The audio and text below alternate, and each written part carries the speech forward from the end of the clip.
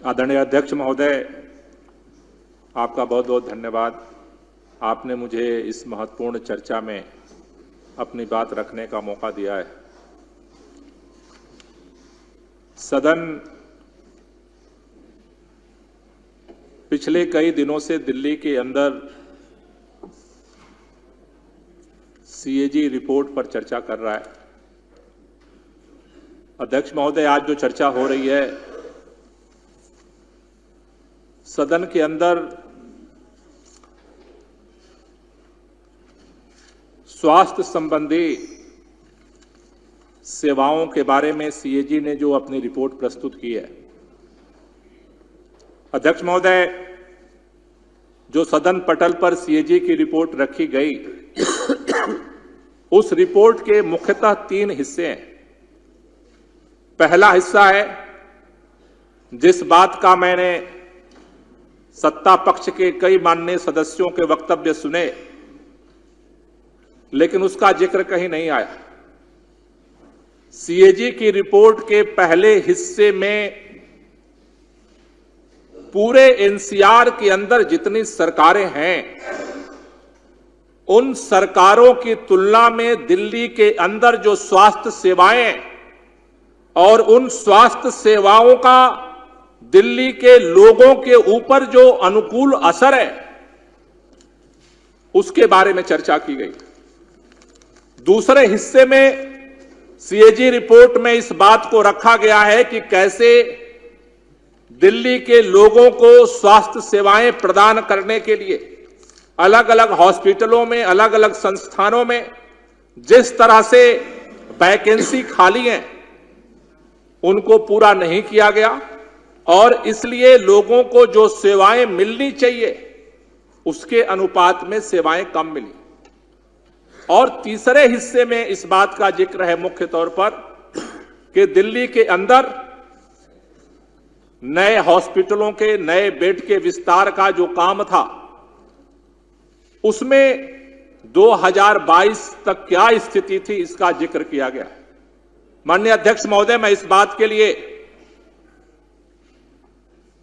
आम आदमी पार्टी की सरकार की तारीफ करना चाहता हूं। दिल्ली कोई अकेला राज्य नहीं है। देश के अंदर अलग अलग राज्यों में अलग अलग सरकारें, कोई 5 साल से काम कर रही हैं, कोई 10 साल से काम कर रही हैं, कोई 15 साल से काम कर रही हैं, कोई 20 साल से काम कर रही हैं। कई ऐसी सरकारें हैं इस हिंदुस्तान के अंदर जो 30-30 साल से काम कर रही हैं। लेकिन उन सरकारों का जो स्वास्थ्य का मॉडल है और उसका जो इंडेक्स है, उस इंडेक्स में आज की भी तारीख में दिल्ली का इंडेक्स सबसे 1 नंबर पर आता है। ये उस सीएजी की रिपोर्ट के पहले पार्ट में भी लिखा हुआ है। अध्यक्ष महोदय, जो दूसरे हिस्से की बात हुई, कई माननीय सदस्यों ने उठाया है, कई जिम्मेदार साथियों ने उठाया है। मैं जिम्मेदारी के साथ और सम्मान के साथ कहना चाहता हूं कि दिल्ली के अंदर जिन स्वास्थ्य सेवाओं को देने की जिम्मेदारी दिल्ली के आम आदमी पार्टी की सरकार की थी, हमने जिम्मेदारी के साथ उसमें कदम उठाया और उस चिंतन का, उस सोच का परिणाम था कि भारत के अंदर पहली बार अगर मोहल्ला क्लिनिक कहीं स्थापित हुआ, उसका नाम दिल्ली है और दिल्ली के अंदर मोहल्ला क्लिनिक में काम किया। लेकिन अध्यक्ष महोदय, किस तरह से काउंटर पे कर्मचारी कम हुए, किस तरह से एक एक हॉस्पिटल के अंदर एक डाटा एंट्री ऑपरेटर की भर्ती के लिए हमने संघर्ष करना पड़ा।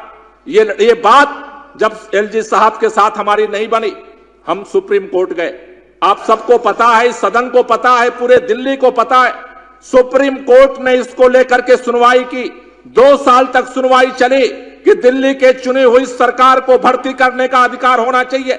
सर्वोच्च न्यायालय ने संविधान पीठ के 5 सदस्यों का गठन किया और संविधान पीठ ने यह फैसला किया कि दिल्ली के अंदर लैंड एंड बिल्डिंग, लैंड को छोड़ करके, पब्लिक ऑर्डर को छोड़ करके और पुलिस को छोड़ करके दिल्ली के चुनी हुई सरकार को निर्णय लेने का अधिकार होना चाहिए।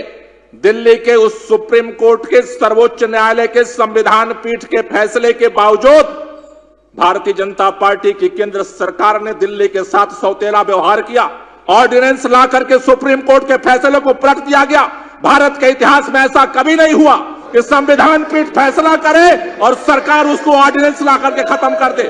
नया कानून बना दिया गया इस दिल्ली के अंदर सभी कि सदस्य दिल्ली शांत के रहें। अंदर लोग दिल्ली की चुनी हुई सरकार भर्ती नहीं कर सकती है।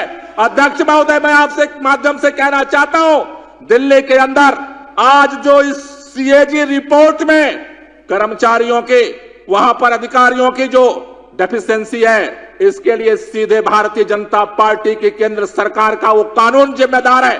मैं पूछना चाहता हूं कि आखिर चुने हुई सरकार से यह अधिकार क्यों छीना गया? मैं पूछना चाहता हूं आखिर दिल्ली के चुने हुए लोगों से अधिकार यह क्यों छीना गया? इसका जवाब केंद्र सरकार को देना पड़ेगा। मैं अध्यक्ष महोदय, मैं आपके माध्यम से कहना चाहता हूं, दिल्ली के अंदर नए अस्पतालों की बात हो रही थी। 2022 की रिपोर्ट है इस पटल के अंदर। 2022 के बाद से लगातार सरकार ने काम किया। मैं आपको बताना चाहता हूं,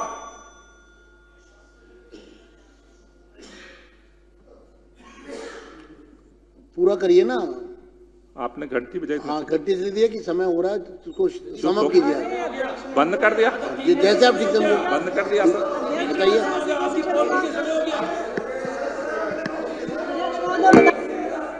नहीं बोलना आपको नहीं बोलना गोपाल राय जी। मैं अगले वक्ता को बुला रहा हूं। शिखा रॉय। शिखा रॉय।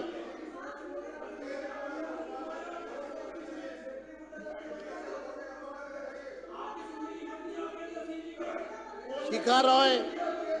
अध्यक्ष जी, बैठ जाइए मैडम।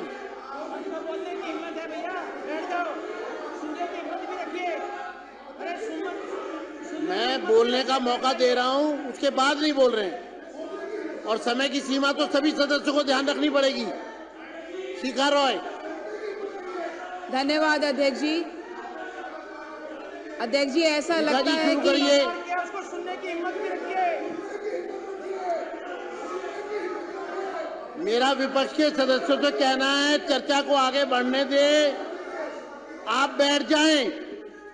शिखा रॉय को। अध्यक्ष शिखा राय जी, आप शुरू करें। जी, अध्यक्ष जी धन्यवाद।